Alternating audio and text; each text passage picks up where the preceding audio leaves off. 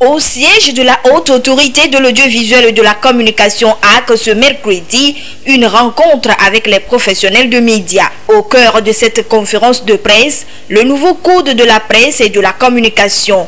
Pour rappel, le nouveau code de la presse a été promulgué le 7 janvier 2020. Ensuite, une période moratoire a été donnée par le Parlement, soit 3 ans, pour permettre aux acteurs du secteur de s'adapter aux nouvelles dispositions. Cette période moratoire tire à sa fin et il était judicieux pour les premiers responsables de l'instance de régulation de le rappeler aux sociétés et organisations professionnelles de la presse. À partir du 7, il va y avoir application intégrale des changements qui ont été prévus dans le code de la presse au niveau du statut de promoteur d'un organe de presse. Avant, c'était une personne physique qui pouvait créer un organe de presse. Désormais, c'est une entreprise, c'est une société de presse, société selon les textes de l'OHADA. Pour être qualifié de journaliste, vous devez avoir été formé dans une école ou un institut de formation de journaliste. Si vous ne le faites pas, il faudrait alors que vous ayez une licence d'enseignement général dans notre discipline, mais avec la licence, vous devez avoir exercé dans un organe de presse pendant 3 ans. Ou alors vous avez un BTS et avec le BTS, pour qu'on vous reconnaisse comme journaliste, vous devez avoir exercé dans un organe de presse pendant 5 ans. Tous ceux qui travaillent avec les journalistes, vous avez les techniciens qui doivent avoir fait une formation dans une école d'ingénieurs et vous avez les auxiliaires de presse qui sont tous ceux-là qui travaillent dans un organe de presse. Ceux-là également, ils doivent avoir eu une formation dans leur spécificité. Il est dit dans le code de la presse que désormais tous les organes nationaux de presse en ligne doivent être immatriculés avec une extension en .tg. Donc tous ceux qui sont en .com, .info, .net, etc.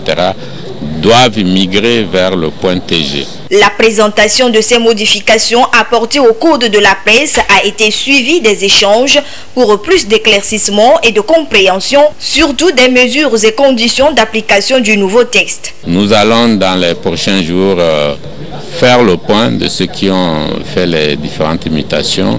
Ceux qui l'ont fait peuvent s'adresser à nous pour avoir de nouveaux récépissés en ce qui concerne la presse en ligne et la presse sur support papier. Et donc nous allons sur cette base-là faire le point et publier la liste de tous les organes qui répondent désormais aux conditions.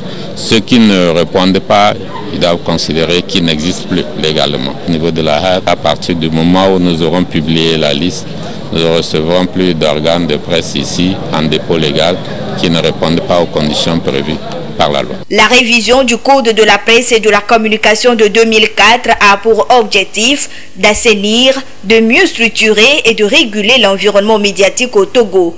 À quelques heures de l'application intégrale des innovations du Code de la presse, le président du CONAP et directeur de publication se prononce. Nous avons travaillé dans l'informel. Nous avons travaillé sans une base sincère.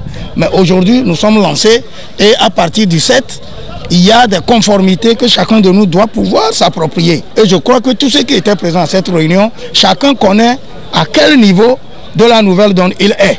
Et chacun sait ce qu'il doit faire pour s'accommoder et être réglementaire. Récemment, nous nous sommes donné une convention collective que nous avons ensemble et de façon unanime signée. Nous sommes en train de travailler à ce que l'application de cette convention vienne s'ajouter à ce que nous avons comme nouveau code et cela donnera un poids à la presse togolaise et cela permettra de nous respecter de l'intérieur comme à l'extérieur de notre pays. Le président de la HAC, Pita Lunani Telou, a une fois encore exhorté les journalistes au professionnalisme et au respect des textes qui régissent le métier.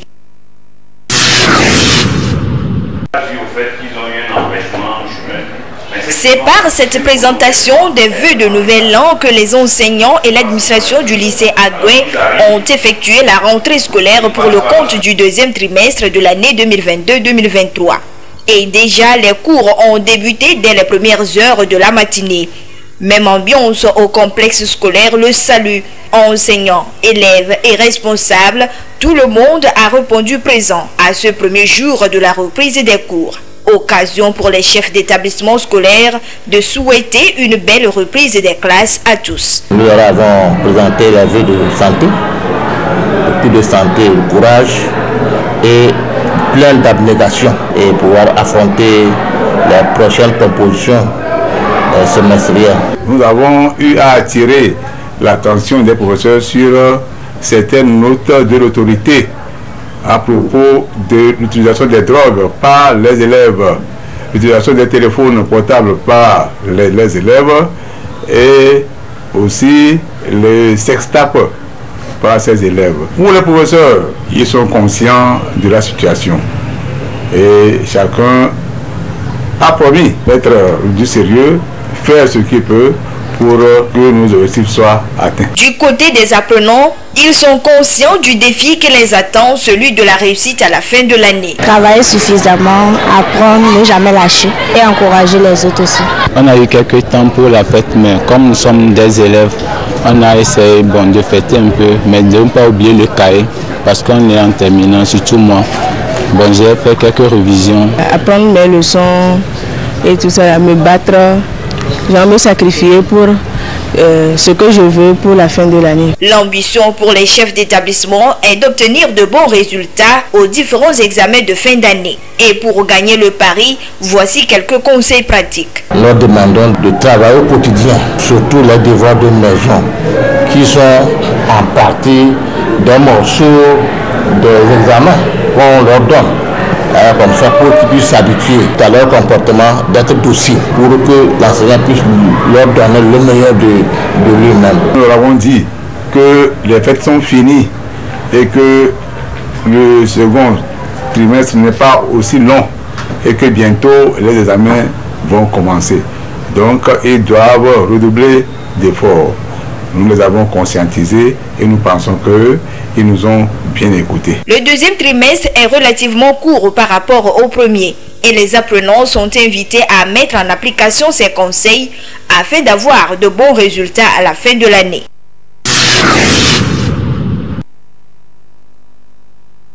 Le conseil municipal de la commune du Golfe 5, après avoir clôturé la 4e session ordinaire de l'année 2022, qui l'a conduit à la fête de Nouvel An, est de retour à la manette cette fois-ci pour l'ouverture de la première session ordinaire de l'année 2023. La cérémonie a rassemblé les conseillers municipaux, les chefs traditionnels, les CVD et CDQ, les leaders religieux, bref, les acteurs de développement de la commune pour débattre des sujets de grande portée pour la commune du Golfe 5. Les projets qui ont fait l'objet des débats d'orientation et du vote de budget 2023, ces projets seront étudiés dans des commissions en vue de leur réalisation sur le terrain. C'est pour cela que durant ces 10 jours, il y aura des débats en vue de trouver des réponses, des stratégies pour pouvoir mobiliser davantage des ressources financières de la commune avant de pouvoir réaliser ces projets-là.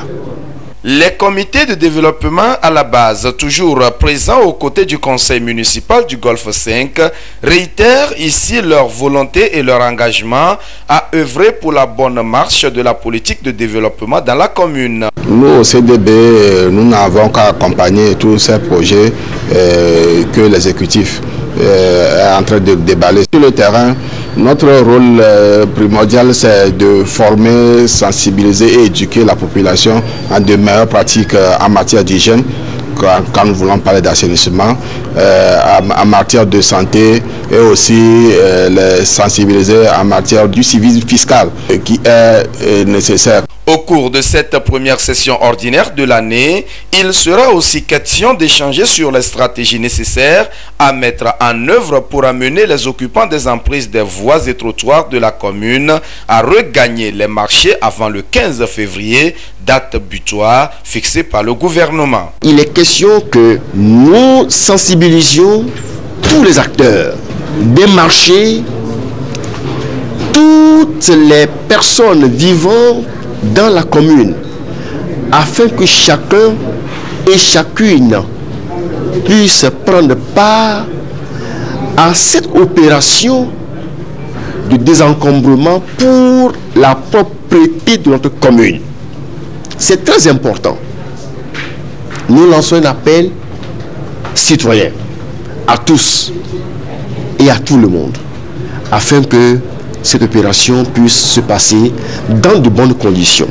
En ouvrant les travaux de cette première session ordinaire de l'année 2023, le maire Kossi Aboka n'a pas manqué d'inviter ses collaborateurs, les chefs traditionnels, les leaders religieux, les CVD et CDQ à poursuivre chacun dans sa zone la formation et la sensibilisation des populations sur le civisme fiscal et la citoyenneté, ceci pour l'atteinte des objectifs de développement de la commune Golfe 5.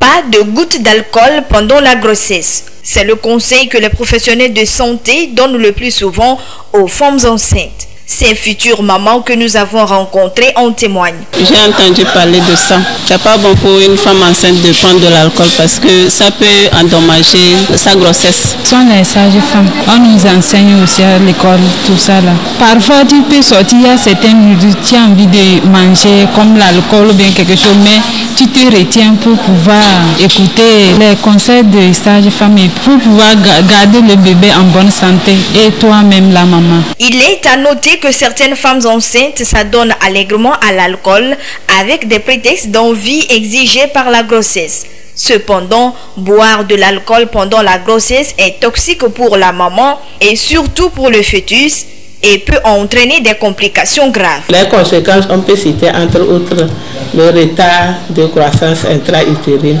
Ça fait que l'enfant naîtra avec un petit poids de naissance. Il est plus petit que son âge. Et ça peut créer chez le fœtus aussi une atteinte du système nerveux. Et ça peut entraîner des accouchements prématurés, des fausses couches, ou bien, c'est-à-dire des avortements, ou alors des malformations chez l'enfant. Au moment où il y a atteinte du système nerveux central, ça peut créer des malformations chez le bébé à naître. Quand l'enfant naîtra aussi, il peut avoir un syndrome de manque chez le bébé né d'une mère alcoolique. Voilà pourquoi toute boisson forte ou alcoolisée est formellement interdite aux femmes portant une grossesse. D'autres pensent qu'une gorgée d'alcool ne peut nuire. À ce sujet, la sage-femme Oué Adjalim se prononce. Jusqu'au jour d'aujourd'hui, il n'y a pas des études scientifiques qui montrent quelle quantité de l'alcool est nuisible chez le bébé à naître. Donc nous déconseillons formellement toute prise d'alcool, quelle que soit la quantité. Si tu es vraiment alcoolique, ce n'est pas facile d'arrêter. Maintenant, si de temps en temps tu prenais un peu en passant, dès que tu remarques que tu es tombé enceinte, il faut arrêter pour le bien de ton bébé à venir. Même conseil pour les nourrices, c'est-à-dire les femmes qui allaitent. Si certains pensent que l'alcool aide à avoir du lait dans les seins après l'accouchement, la médecine moderne y trouve d'inconvénients. Ce n'est pas l'alcool qui favorise la montée laiteuse. Pour que le lait vienne chez la maman très vite, dès que le bébé sort, on le met au sein. Aussitôt la minute qui suit là, on le met au sein. Et le tété précoce fait que le lait va venir. Si au-delà de ça, le lait ne vient pas, nous conseillons de l'eau chaude, l'eau tiède à la maman. Et elle boit beaucoup et elle donne fréquemment le sein à l'enfant. Ça fait que le lait va venir. Ce n'est pas l'alcool qui fait venir le lait. Selon des études, la consommation d'alcool pendant la grossesse est la première cause de handicap mental non génétique et d'inadaptation sociale de l'enfant. S'abstenir donc des boissons alcoolisées en période de grossesse, c'est assurer une bonne santé.